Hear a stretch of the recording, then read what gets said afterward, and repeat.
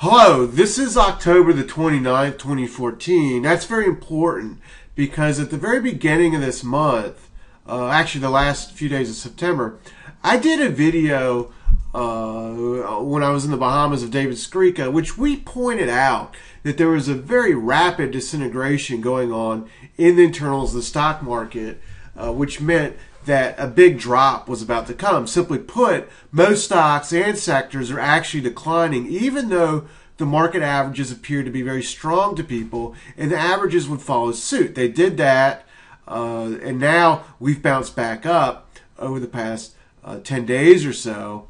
But I believe all this actually represents the transition into a bear market, and when this bounces over, we're just going to go lower again. But nonetheless, I want to point out to you today 5 stocks that I believe are very troubled. You see, when you have a bounce like this, the stocks that don't really participate in that bounce end up falling very hard on the next decline or when the stock market pulls back again. And there's a lot of stocks like that.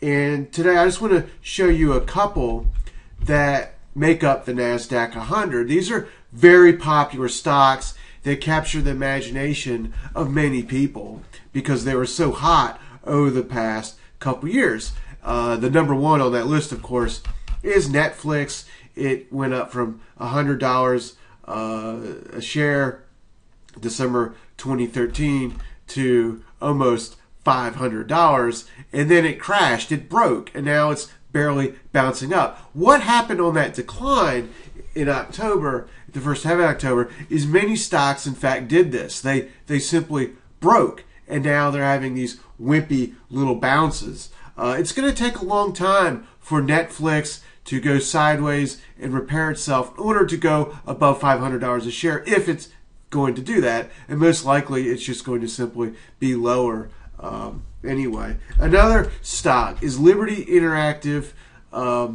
Media, or Liberty Interactive Corporation, another NASDAQ 100 stock. Again, it got smashed. All supports have been broken out. The stock was a high flyer from under $20 a share to $30, gains of 100%, capturing the imagination of people in it or wanting to be in it. And now it's broken, and now it's barely bouncing up. Another stock like this is Activision. Activision didn't have the big gap downs like Netflix and Liberty Corporation, but Activision went from $10 a share to $25 a share and then fell off a cliff in September and in October and is still well below its long-term moving averages. Another stock broken is Sirius Radio.